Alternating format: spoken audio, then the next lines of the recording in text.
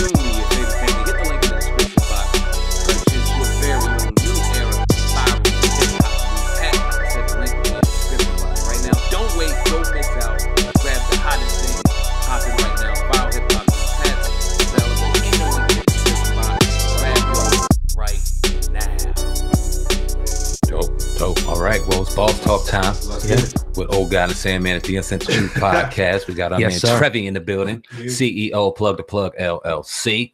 Had a dope interview, talked about his business. You'll see his information in the description box, wherever video or wherever platform, you're watching from right now, wherever you're listening. You'll have all his information to get in contact with the brother. Definitely on that. But let's just talk about some boss talk, because I think we're definitely, obviously, Old God and I, we hip hop heads. Yeah. We have hip hop podcasts, hip hop platforms. We do the hip hop thing. You obviously, you're 26 years old. You're ingrained in kind of the new era in hip hop. You got a different era than Old God and I when it comes to hip hop. But you know Dame Dash. Yeah. I think as a CEO, everyone knows Dash. Everybody gotta know Dame Dash. First, let me ask you, what's your thoughts on Dame Dash before we get deeper? I love his mentality. Okay. Dope. That's you know what I mean, that's a perfect combination of corporate America in the street. Like you can't get no better mindset than him. Word. Definitely would agree to that. Now, you're a CEO. You're your own boss, self-sufficient. You said that throughout your interview. You're self-sufficient. We hear that. It's something ingrained in you. I think there's something that Old God and I can both attest to.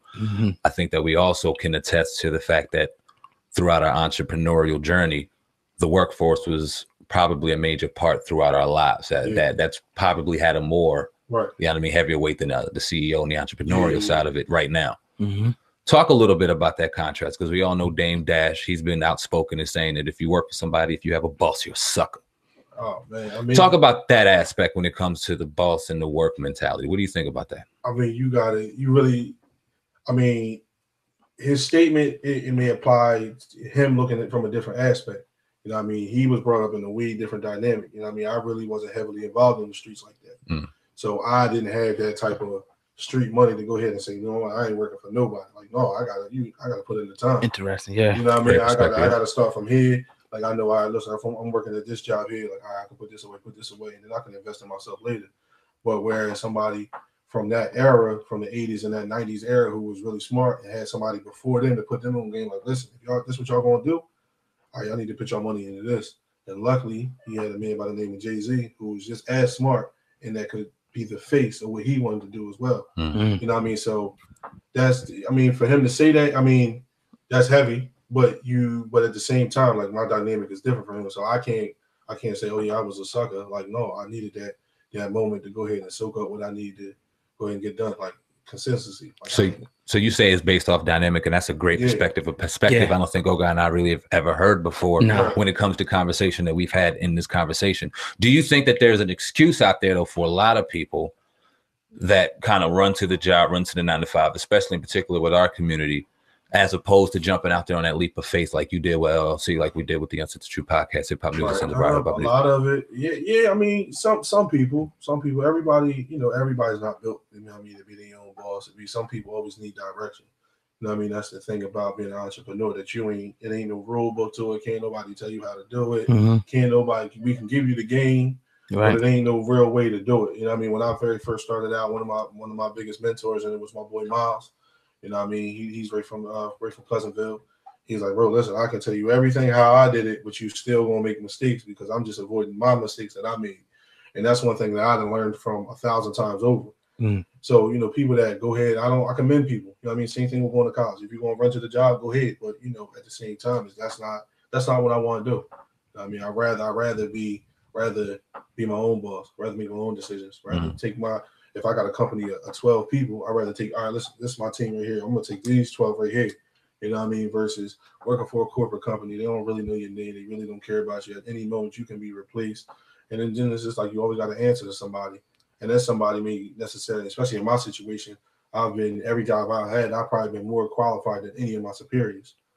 So that there is enough to say, you know, like, but again, my mindset's a little bit different, so I know what I got to do. Like right now, I work a job, but at the same time, though, it's just like I got a mindset set. Like, okay, like, all right, listen, you're gonna need this job for this amount of time to go ahead and jump up right here. You know what I mean? And that's part of the reason why I still got a job, because it's just like, ain't nothing like having 2 incomes. But at the same time, though, it's just like, all right, I know for the next, probably like the next 6 months, like I'm already built up the bank to where I want to go. You know what I mean? So it's I got a question I want to ask you. Like when you say that though, the time that you're away from your business, do you think that, you know, you can, why can't you create that income, which is your business that you would put in at the job?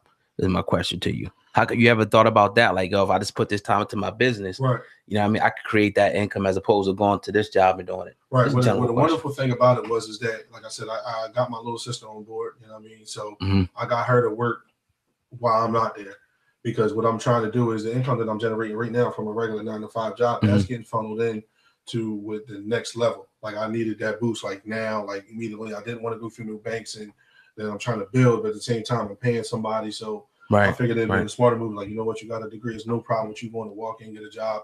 You know what I mean? Yeah, strategic, right? And go ahead and go back about your business.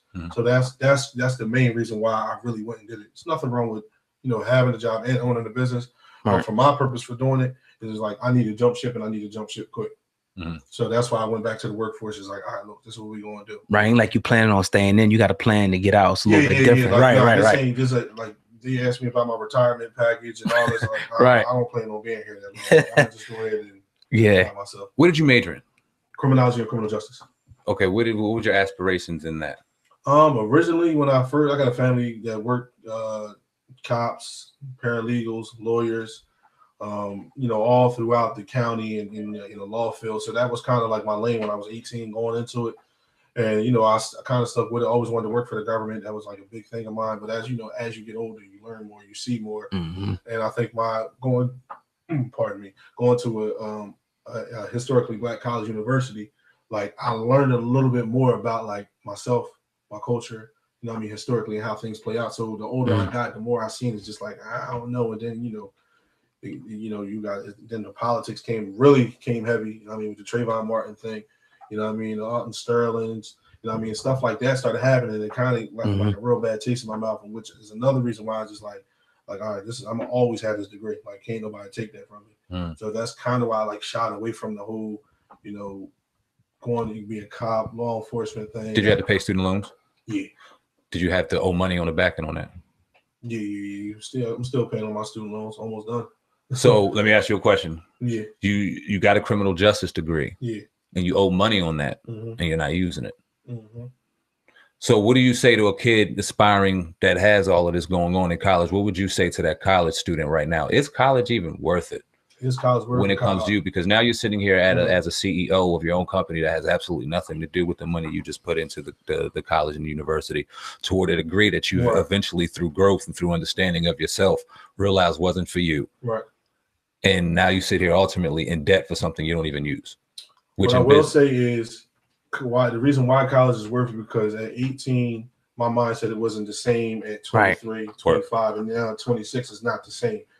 If I didn't go to college, I probably wouldn't have started a business. I'd be a regular, average 9-to-5 Joe. I was always been in me for that hustle, but to actually have the mindset to be one of the smartest in the room, or to be thinking ahead of the game, you know, thinking like a chess player, that wouldn't have been there. You know what I mean? That sense of, and then, you know, being home and you got family that is always there to help you with this, help you with that. Like I was 5 hours away from home. So a lot of the times it was like, all right, well, you know, not only was I going to school, but learning life lessons on my own, how to get it on my own, how to do this on, you know, so becoming more self-sufficient is also would help me in the long run too. So I don't think I would be here had I stayed home, had I stayed local. So you're saying the debt's worth the risk? Yeah, I would say the life experience is actually absolutely worth the debt. So would you say to a parent right now that $40,000? I don't know what Virginia Union. I know Howard was $42,000. I was looking to that look to send their baby to DC to get some experiences and have a degree that they ain't use. That's worth it. How do you sell that to a parent? Now that you're a parent, your kid's going into it. Now that you've experienced it, how do you sell that to a parent? Again, like it goes back to what I said earlier. That's not something I will force on them. I'm gonna instill in, like, listen, you should go to college, go ahead and get that experience, because that, like, some of my college friends, people that I've met 7-8 years ago at this point now, they plugged in all types of things. So that's another network. Y'all going, you were at a point in time where you were all in the same struggle, you're all eating ramen noodles, 1, 2 o'clock in the morning. You all got a story about each other, but at the end of the day, once you graduate, y'all mature a little bit. I talk to some of my college friends on Instagram all the time. Oh yeah, I got this person that do this person that do that. Got this boy that's a lawyer. Got this somebody that's a doctor. You know what I mean? I can call any of my friends at this point, get any type of advice, free of charge. You know what I mean? So that's the aspect when I say life experience that you can't replace. You know what I mean? So, but if a child does not want to, I would tell the parent, don't force them. But give me a plan. You got to give me a plan some way, shape, or form. Give me a plan and a timeline. Like if you want to say, all right, mom, listen, I don't want to go to college, but this is what I want to do. And it's going to put me here in 6 months, a year, 18 months. That's fine. 18 years old, you really don't know what you want to do. So that's why I say you might as well go ahead and go to college. And you know what I mean, and start to figure it out from there. Well, with that being said, as a parent, do you think it's our responsibilities, especially as bosses, as alphas, as CEOs, to provide almost that lane for our children? To not have them as opposed to maybe looking to what they're doing right away as being young people and almost having an avenue for them to kind of fall into. We see a lot of people, a lot of different cultures, different races, your whites, your Asians, your Jews, your Arabs and things like that.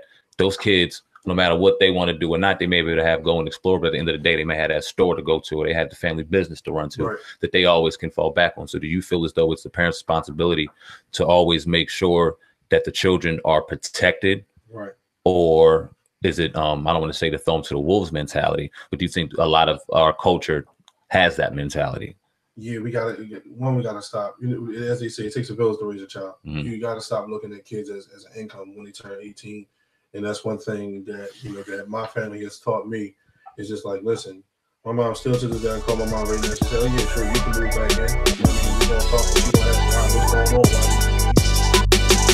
Hey, yo, check this out. We got a real great service provided for you right now. If you're a serious artist looking to perfect your craft, get your music out there in front of millions and millions of views, then look no further than right here. Hip Hop News, Uncensored, Raw Hip Hop News, and the Uncensored True podcasts are now running specials to promote your product. If you're serious about promoting your product on YouTube, email me right here at dlsmediainc1@gmail.com, or my brother ogod@hiphopun.com for further information. If you're serious about your craft, very affordable pricing.